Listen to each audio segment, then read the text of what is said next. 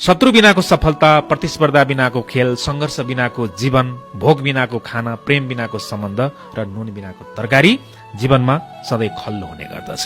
त्यसकारण जीवनमा आउने सानातिना समस्या, सानातिना चोट, हैन, व्यथा, पीडालाई सामान्य रूपमा लिँदै अगाडि बढ्नुपर्छ है। सानो कुरामा अल्झिएर, हैन, मलाई दुःख भयो, मेरो जीवनमा चाहिँ एकदमै गाह्रो भइराखेको छ, हैन, अरूको जीवन कति राम्रो छ, मेरो जीवन के भइराखेको छ, मैले कति दुःख गर्न पर्ने हो, अझ कति समय मैले सङ्घर्ष गर्नुपर्ने हो भनेर यस्ता सामान्य कुराहरूमा पीर लिएर नबस्नुस्। हुन त आफ्नो पीर, आफ्नो व्यथा, आफ्नो चोट, आफ्नो सङ्घर्ष सबैलाई ठूलो लाग्छ, हैन।